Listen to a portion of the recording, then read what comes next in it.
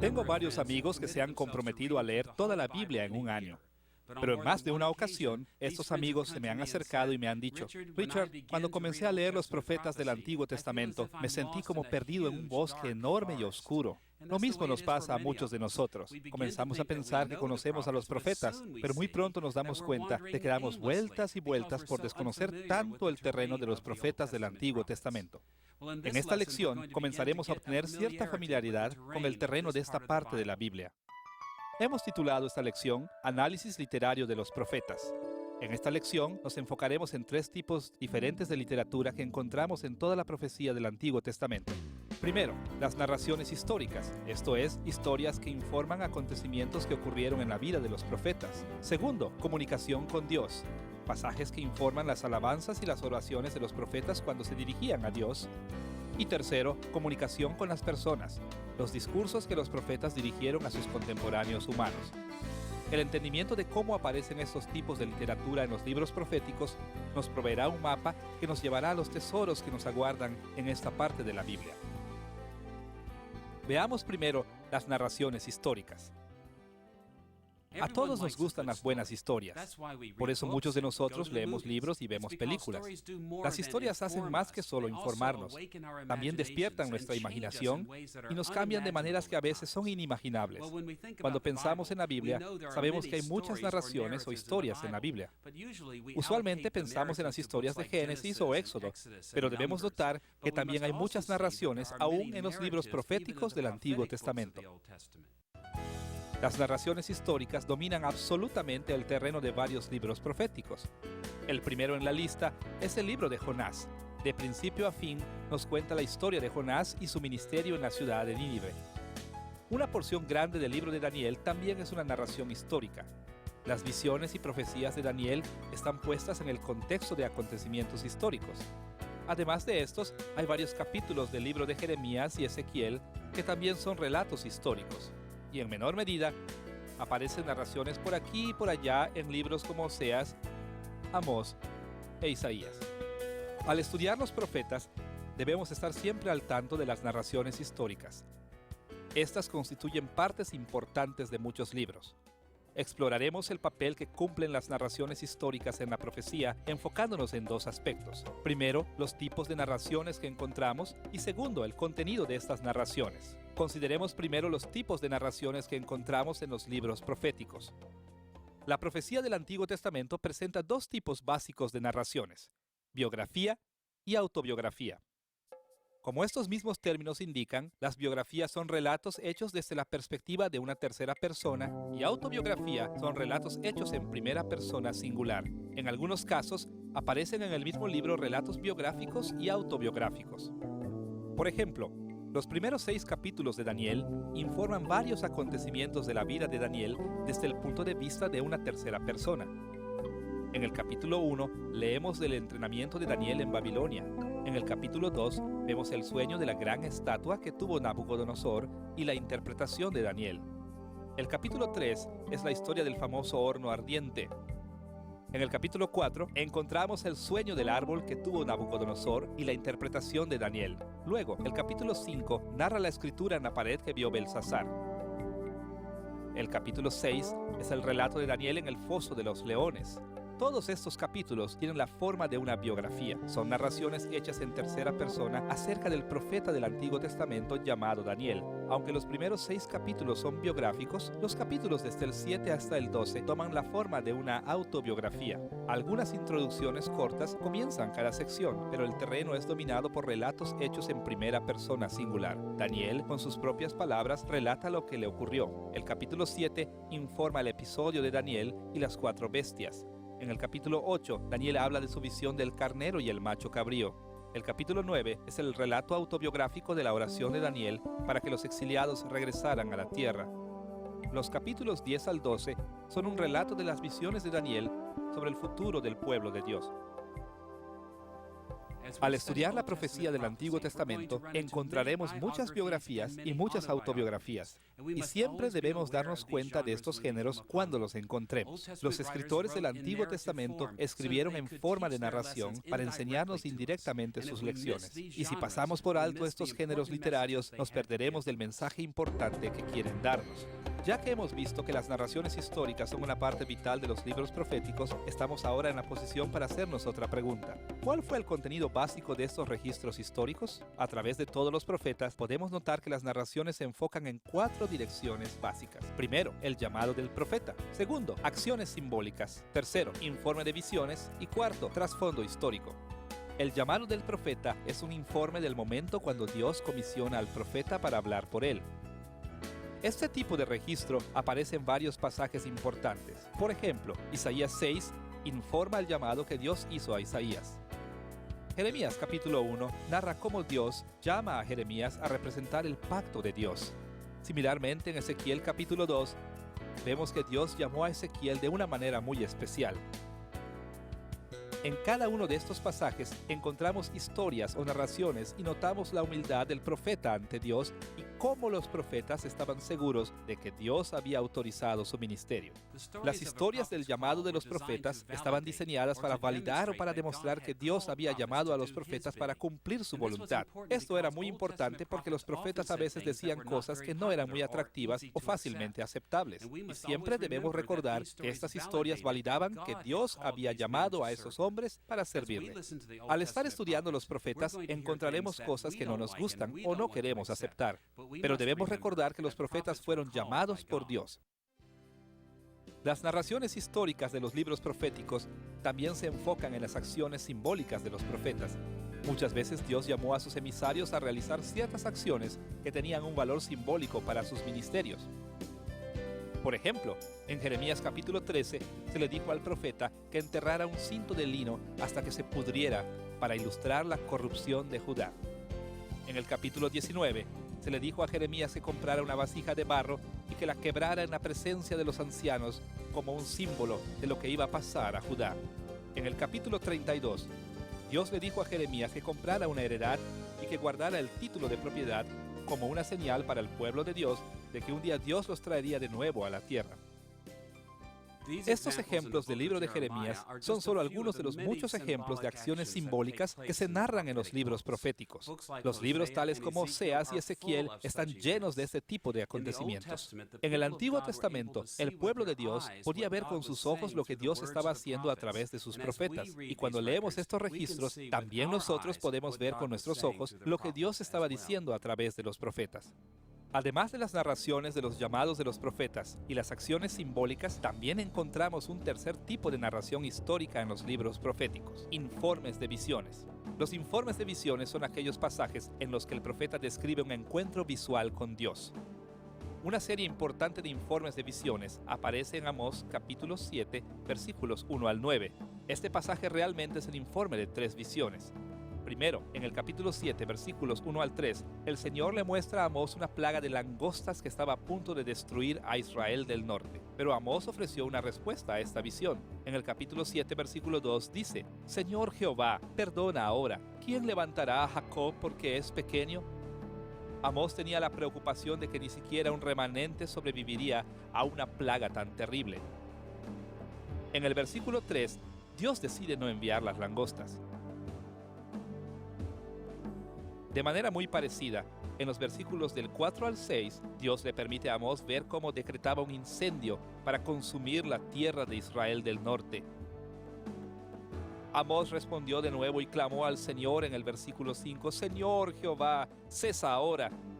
¿Quién levantará a Jacob porque es pequeño? Otra vez, en el versículo 6, Dios da marcha atrás. Luego, se informa una tercera visión en Amós capítulo 7, versículos 7 al 9. En esta ocasión, Amós vio a Dios sobre un muro y con una plomada de albañil. Estaba midiendo el muro para ver si estaba torcido y necesitaba ser derrumbado. Esta plomada simbolizaba el hecho de que Dios iba a juzgar a cada individuo dentro del pueblo y destruiría solo a aquellos que se habían rebelado. Amós ya no tuvo nada que decir acerca de esta visión. Él sabía que sería hallado algún hombre justo y sobreviviría. Los libros proféticos están llenos de informes visuales como este. Seguramente recordarán el capítulo 1 de Ezequiel, cuando vio el gran trono y carruaje de Dios. También recordamos las muchas visiones de Daniel el profeta. Los informes de visiones nos hacen ser conscientes del origen divino de la palabra profética. Además de los llamados de los profetas, las acciones simbólicas y los informes de visiones, varios relatos de los libros proféticos simplemente nos proveen de un trasfondo histórico. Estos tipos de narraciones aparecen esparcidas por aquí y por allá en los profetas. Un ejemplo importante de este enfoque en el trasfondo histórico es lo que aparece en Isaías capítulos 7 al 8. Estos capítulos proveen el contexto histórico de la predicción muy conocida de Isaías capítulo 7 versículo 14. En Isaías capítulo 7 versículo 14 leemos estas palabras: He aquí que la Virgen concebirá y dará a luz un hijo y llamará su nombre Emmanuel. Muchas veces los cristianos erróneamente no le prestan debida atención a la narración que rodea este versículo, es decir, la narración de los capítulos 7 y 8 de Isaías. Estos capítulos proveen un contexto histórico para la palabra profética de Isaías. En Isaías capítulo 7, versículos 1 al 2, averiguamos que Isaías se dirigía a Acaz cuando éste estaba aterrado por las amenazas de Siria y de Israel del norte. Estas naciones querían que se les uniera en la coalición en contra del imperio de Asiria. Así que en los versículos del 3 al 11, la narración nos indica que Isaías le dio una advertencia a Acaz. La advertencia fue que él no debía temer a ninguna de estas naciones, sino que debía confiar en Jehová, quien lo libertaría. Pero en el versículo 12, vemos que Acaz se rehusó a confiar en Dios, por lo que vemos en los versículos del 13 al 18, que la narración explica cómo Isaías reprendió a Acaz y le anunció que Dios iba a juzgar a Judá a través del imperio asirio. Esta narración histórica fue diseñada para proveer un contexto o trasfondo histórico para las profecías de Isaías en este pasaje. Podemos esperar entender correctamente las predicciones de Isaías si las ponemos dentro del contexto de esta narración histórica.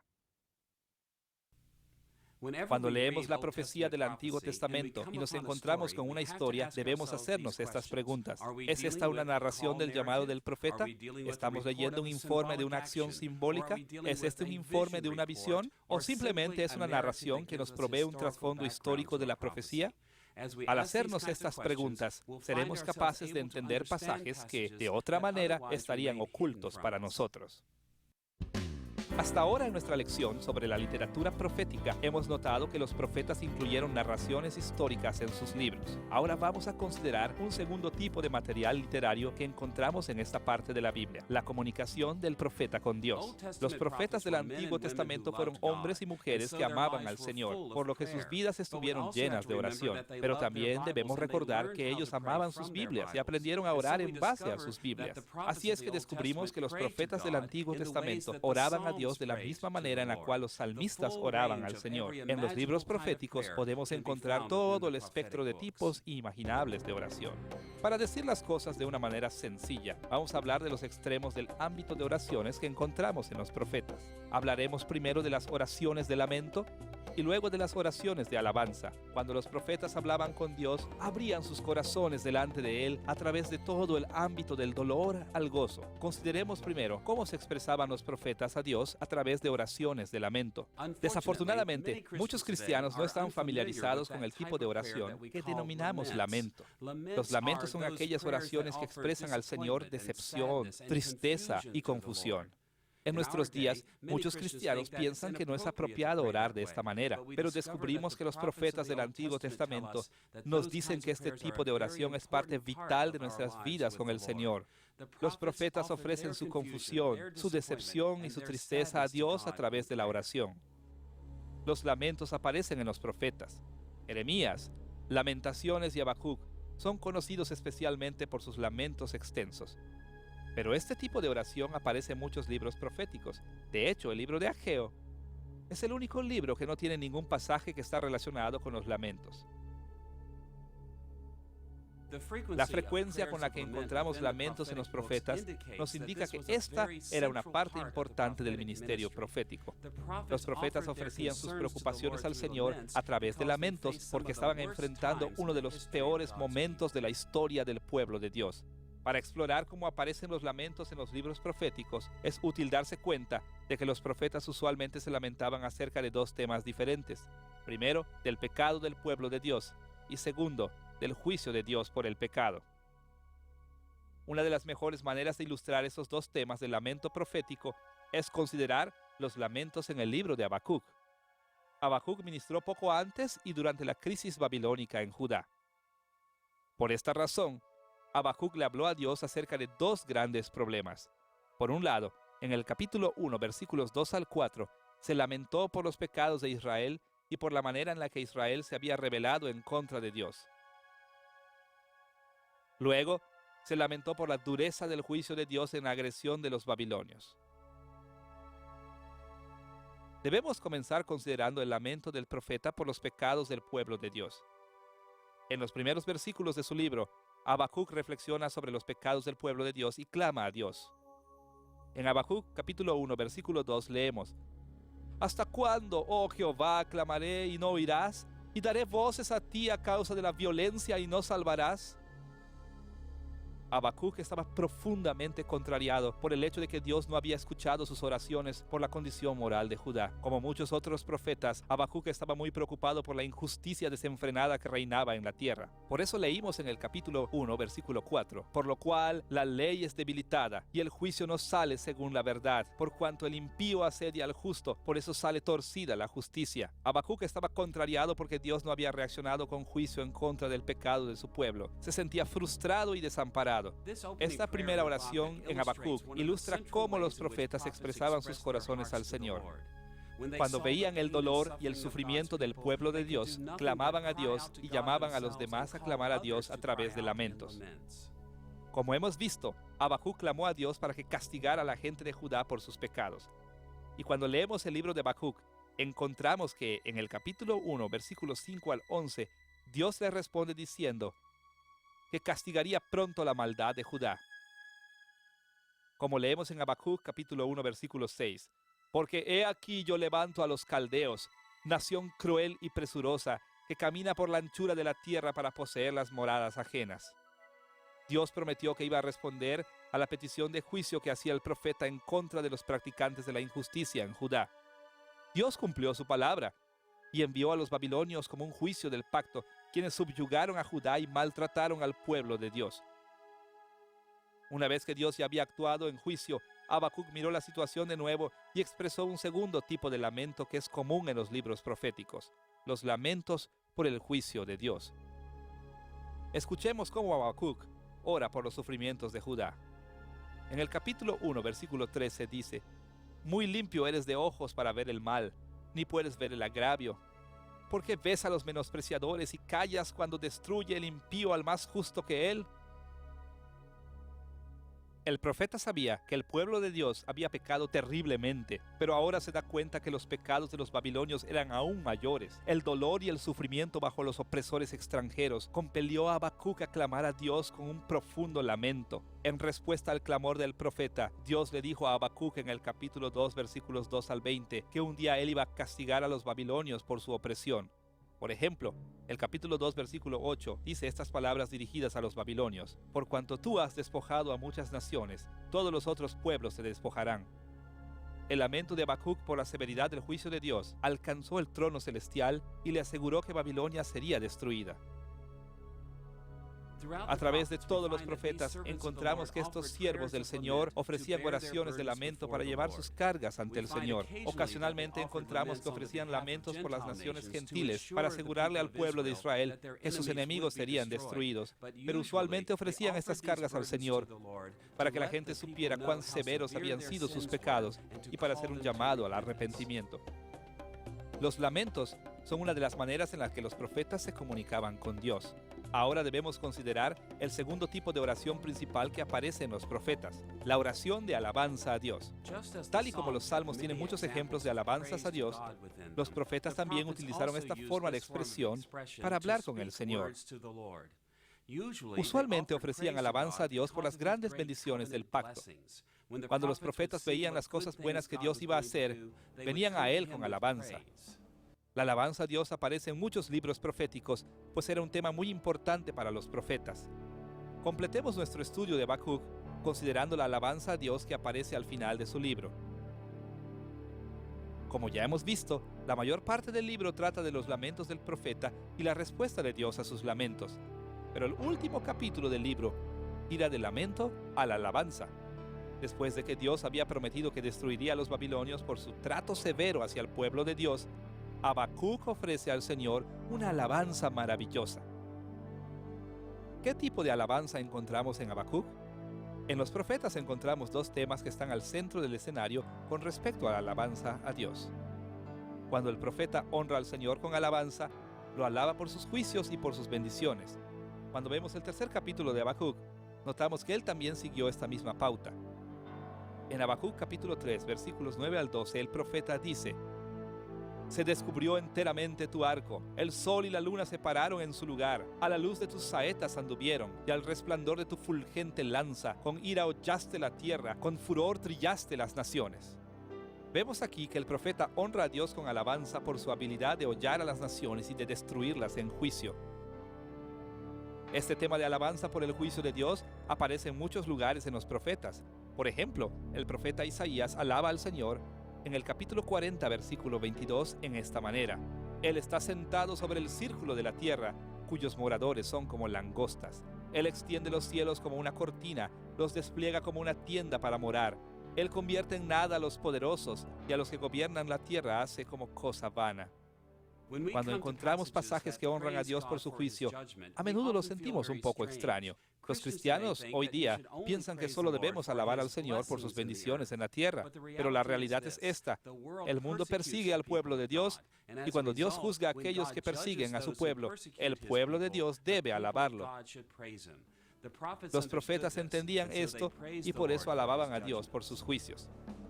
Esta interconexión entre el juicio y la bendición nos lleva al segundo enfoque de la alabanza de los profetas. Los profetas a menudo alababan al Señor no solo por sus juicios, sino también por sus muchas bendiciones para con su pueblo. Por ejemplo, el profeta Habacuc declara explícitamente por qué alaba a Dios por su poder y juicio. En el capítulo 3, versículos 12 al 13 leemos: Con ira hollaste la tierra, con furor trillaste las naciones. Saliste para socorrer a tu pueblo, para socorrer a tu ungido. Habacuc vio que un día Dios iba a juzgar a los impíos, liberaría al pueblo de Israel e iba a restaurar la casa de David. Habacuc vio estas cosas y alabó a Dios por sus bendiciones. De una manera semejante, el profeta Isaías también honra a Dios al citar las palabras de Dios de alabanza a él mismo. En Isaías capítulo 44, versículo 24 aparecen estas palabras: Así dice Jehová tu Redentor, que te formó desde el vientre. Yo, Jehová, que lo hago todo, que extiendo solo los cielos, que extiendo la tierra por mí mismo. Luego en el capítulo 44, versículo 26, el profeta continúa diciendo: Yo, el que despierta la palabra de su siervo y cumple el consejo de sus mensajeros, que dice a Jerusalén serás habitada, y a las ciudades de Judá reconstruidas serán, y sus ruinas reedificaré. El profeta no solo ofrece oraciones de tristeza y lamento, sino también grandes alabanzas a Dios.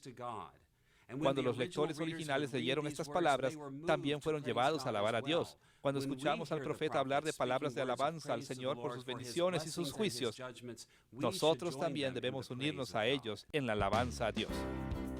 Hasta este punto de la lección, hemos visto que los libros proféticos contienen narraciones históricas y comunicaciones del profeta con Dios. Ahora veremos la tercera categoría principal de literatura que encontramos en los profetas del Antiguo Testamento: la comunicación con las personas. Aunque es importante saber que los profetas incluyeron en sus materiales relatos históricos y oraciones, estos géneros literarios no cumplen el propósito principal por el cual Dios llamó a sus profetas. Dios llamó a sus profetas para que fueran sus emisarios, para hablar a los reyes y a la gente de la comunidad visible del pacto. Por eso, la gran mayoría de sus palabras son mensajes de Dios para la gente. Por eso ahora debemos explorar este tipo de género encontrado en el material profético.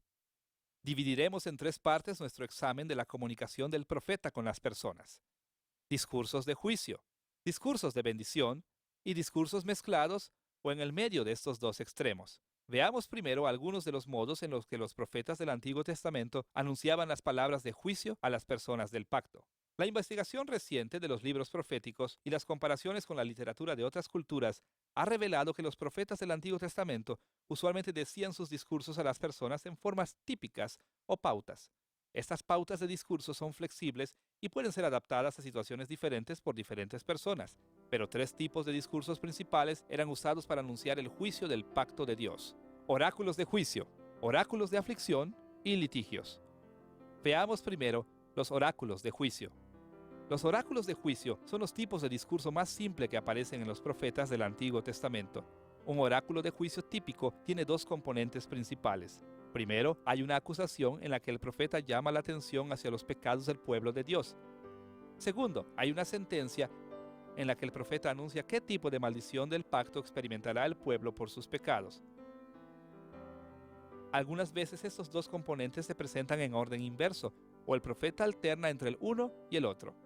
En algunas ocasiones el oráculo de juicio se abrevia, teniendo solo una acusación o la sentencia. Pero la mayoría de las veces, los profetas siguen esta pauta de primero la acusación y luego la sentencia. Por ejemplo, el profeta Amós expresó un oráculo de juicio en contra de Samaria en Amós capítulo 4, versículos 1 al 3. Él comenzó con una acusación en contra de las mujeres ricas y glotonas de Samaria. En el capítulo 4, versículo 1 leemos: Oíd esta palabra, vacas de Basán, que estáis en el monte de Samaria, que oprimís a los pobres y quebrantáis a los menesterosos, que decís a vuestros señores: traed y beberemos. Vemos aquí que Amós acusa a las mujeres de Samaria de perjudicar a los pobres de Israel del norte. En lugar de llenar las necesidades de los pobres, simplemente llaman a sus esposos para satisfacer su gula. De una manera que es común en los oráculos de juicio, Amós capítulo 4, versículos 2 al 3, enseguida anuncia la sentencia en contra de las que habían quebrantado esta responsabilidad del pacto. Amós dice: Jehová el Señor juró por su santidad: he aquí vienen sobre vosotras días en que os llevarán con ganchos y a vuestros descendientes con anzuelos de pescador, y saldréis por las brechas una tras otra, y seréis echadas del palacio, dice Jehová. En resumen, Amós predijo que Samaria sería destruida y que esas mujeres ricas serían llevadas al cautiverio. Además de los oráculos de juicio, los profetas del Antiguo Testamento a menudo anunciaron las maldiciones del pacto en una pauta conocida con el nombre de oráculos de aflicción. Los oráculos de aflicción eran muy similares a los oráculos de juicio, pues comenzaban con una acusación y luego seguía una sentencia. La diferencia principal que tienen esos oráculos es que inician con una expresión de aflicción que en español se traduce como ay. Un ejemplo de un oráculo de aflicción aparece en Isaías capítulo 5, versículos 8 al 10. Allí el profeta anuncia que la gente ha despojado al pobre al comprar tanta tierra como podían. La expresión ay ocurre en Isaías capítulo 5, versículo 8. Ay de los que juntan casa a casa. Los profetas no solo anunciaban las bendiciones sobre su pueblo, sino que también declaraban que Dios traería el juicio de Dios en contra de su pueblo. Y añaden heredad a heredad hasta ocuparlo todo. ¿Habitaréis vosotros solos en medio de la tierra? Debemos recordar que en los días de Moisés, Dios estableció que cada familia debía tener la seguridad de una heredad permanente. En los días de Isaías, sin embargo, los ricos de Judá habían violado esta sanción del pacto al comprar todas las propiedades que podían. Así que en Isaías capítulo 5, versículos 9 al 10, el profeta declara la sentencia en contra de estos violadores del pacto. Ha llegado a mis oídos de parte de Jehová de los ejércitos, que las muchas casas han de quedar asoladas, sin morador las grandes y hermosas, y 10 yugadas de viña producirán un bato, y un homer de semilla producirá un efa. Vemos aquí que, como en muchas otras profecías, el castigo va de acuerdo con el delito. Los ricos habían buscado la seguridad y las ventajas financieras recolectando propiedades, pero Dios se iba a encargar de que sus esfuerzos fueran en vano. Los oráculos de aflicción como este aparecen en los libros proféticos. Además de los oráculos de juicio y de aflicción, los profetas también pronunciaron las maldiciones del pacto en la forma de litigios. La palabra hebrea, riv, a menudo se asocia con esta forma de discurso. Normalmente el término riv significa contender o luchar, pero tomó un significado especial para los profetas. Indica una contienda legal. Es un término técnico que indica un proceso legal o un litigio que tiene lugar en la corte celestial de Jehová el Gran Rey. Ya hemos visto que los profetas a menudo tenían visiones del cielo, del trono celestial de Dios. Y muchas veces el trono celestial de Dios era visto como un tribunal de justicia y en consecuencia se escucha terminología legal. Dios es el fiscal y el juez. Los testigos son llamados en contra del pueblo de Dios y la gente son la parte acusada por Dios.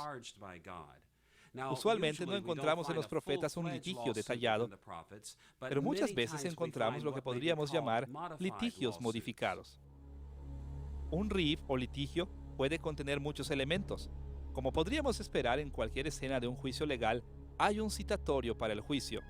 Los testigos son identificados. Luego, Dios menciona cuán bueno ha sido para con el acusado y se dan cierto tipo de respuestas, a veces por el profeta mismo. Luego viene la acusación de Dios, seguida de la sentencia.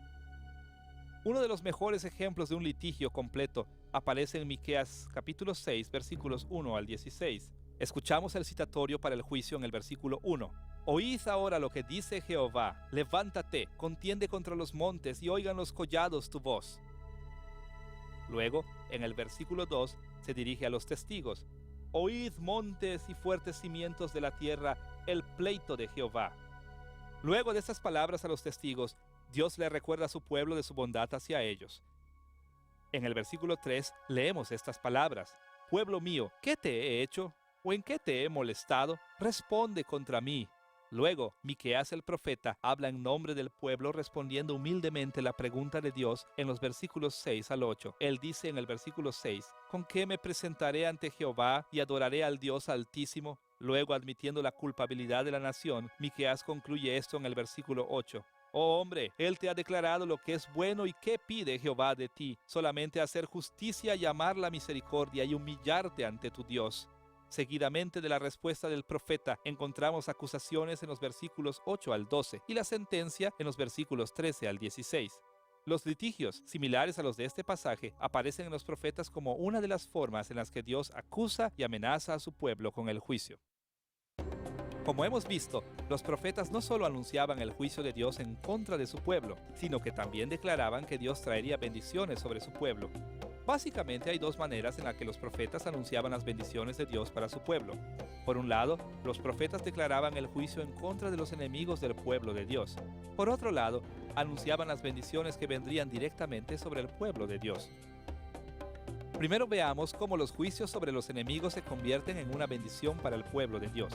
A través de toda la historia de Israel, las naciones extranjeras causaban problemas para el pueblo de Dios. Una de las maneras en las que Dios anunciaba grandes regalos y bendiciones para su pueblo era a través de que los profetas declararan juicios en contra de estos enemigos, por lo que encontramos oráculos de juicio, oráculos de aflicción y litigios dirigidos en contra de los pueblos gentiles enemigos. Por ejemplo, en Nahum capítulo 3, versículo 1, leemos estas palabras en contra de Nínive. ¡Ay de ti, ciudad sanguinaria, toda llena de mentira y de rapiña, sin apartarte del pillaje! Los oráculos de juicio, de aflicción y los litigios en contra de las naciones gentiles cumplían un doble propósito. Declaraban que Dios iba a destruir a los enemigos de Israel, pero también tenían el propósito positivo de asegurarle a Israel que Dios salvaría a su pueblo. Además de anunciar el juicio en contra de los enemigos, los profetas también traían esperanza para Israel, declarando oráculos de bendición. Los anuncios de bendición son muy flexibles en cuanto a su forma y tienen muchas variaciones, pero se repite muchas veces una pauta básica. Primero, aparece una introducción y luego se da la razón de la bendición que se mencionará. Luego, los oráculos amplían en qué consistirá la bendición. Por ejemplo, el profeta Jeremías anunció las bendiciones para los recabitas en el capítulo 35, versículos 18 al 19. Encontramos la introducción en la primera parte del versículo 18. Así ha dicho Jehová de los ejércitos, Dios de Israel. A esta fórmula introductoria le sigue la mención de la razón por la cual Dios dará la bendición a su pueblo. En la segunda parte del versículo 18 leemos: por cuanto obedecisteis al mandamiento de Jonadab vuestro padre, y guardasteis todos sus mandamientos, e hicisteis conforme a todas las cosas que os mandó. En el versículo 19 encontramos el anuncio de la bendición. No faltará de Jonadab, hijo de Recab, un varón que esté en mi presencia todos los días. Otro oráculo de bendición bien conocido aparece en Jeremías capítulo 31, versículos 31 al 34. Primero Dios anuncia la bendición en los versículos 31 al 33. En el versículo 31 leemos: He aquí que vienen días, dice Jehová, en los cuales haré nuevo pacto con la casa de Israel y con la casa de Judá. El profeta anuncia la bendición de un nuevo pacto que vendrá cuando Israel sea restaurado del exilio. Luego en Jeremías capítulo 31, versículo 34, encontramos la razón de esta bendición. Porque perdonaré la maldad de ellos y no me acordaré más de su pecado. La gracia y el perdón de Dios son la base de la promesa del nuevo pacto. Como hemos visto, los profetas tenían discursos típicos que cubrían tanto las bendiciones como las maldiciones de Dios. Pero muchas veces encontramos en los profetas lo que podríamos llamar discursos mezclados. Estos discursos mezclados vienen en muchas formas diferentes, por lo que nosotros solo podemos considerar unos cuantos. Pero lo que debemos recordar es que estos discursos mezclados tenían la potencialidad de referirse a las bendiciones de Dios o a las maldiciones de Dios. Primero, hablemos de los oráculos de juicio y salvación, en los que, en el mismo discurso, se ofrece juicio para algunos y salvación para otros. Isaías capítulo 57, versículos 14 al 21, es un buen ejemplo de un discurso mezclado con palabras de juicio para los malvados y salvación para los justos. Adicionalmente, muchas veces los profetas llamaron a la gente al arrepentimiento, advirtiéndoles del juicio y ofreciendo bendiciones para aquellos que se arrepintieran. Un ejemplo de un llamado al arrepentimiento puede encontrarse en Isaías capítulo 55, versículos 6 al 13. Allí el profeta llama al pueblo a arrepentirse de sus malos caminos. En otras ocasiones, los profetas llamaban a las personas a la guerra. Estos llamados están mezclados porque pueden ser llamados a la victoria o a la derrota. Por ejemplo, en Isaías capítulo 5, versículos 8 al 11, encontramos un llamado a la guerra para prepararse para el ataque del juicio de Dios. Otro ejemplo de discursos mezclados es la disputa profética. Los profetas entraban en disputas o discusiones con otros profetas. Por ejemplo, en Miqueas capítulo 2, versículos 6 al 11, el profeta argumenta en contra de los puntos de vista de los falsos profetas. Las disputas anunciaban ya sea las bendiciones o las maldiciones venideras. Finalmente, los profetas declaraban mensajes mezclados a través del género literario de la parábola. Las parábolas podían ser el anuncio positivo de la gracia de Dios o el anuncio negativo del juicio. Isaías capítulo 5, versículos 1 al 7 es un ejemplo poderoso de una parábola en los profetas. Allí el profeta Isaías compara a Israel con una viña. Encontramos en los profetas muchos tipos de oráculos mezclados. Cuando los encontremos, es importante notar que estos discursos pueden ser que estén anunciando las bendiciones del pacto o las maldiciones. Hemos visto que la literatura profética contiene muchos tipos de discursos enunciados por los profetas. Además de las narraciones históricas y la comunicación con Dios, los profetas ocuparon la mayor parte de su tiempo trayendo la palabra de Dios a su pueblo. Es difícil imaginar que podemos exagerar lo importante que es familiarizarse con los diversos géneros que aparecen en los libros proféticos. Muchas veces nos sentimos perdidos o confundidos cuando leemos los profetas porque no nos damos cuenta de los diferentes tipos de materiales que encontramos allá. Hemos visto que encontramos en los profetas narraciones de relatos históricos y comunicaciones con Dios, al igual que comunicaciones con las personas. Al leer los libros proféticos, estando conscientes de estas distinciones de género, podemos avanzar en nuestro entendimiento de lo que significaron en su día y lo que significan para nosotros hoy día.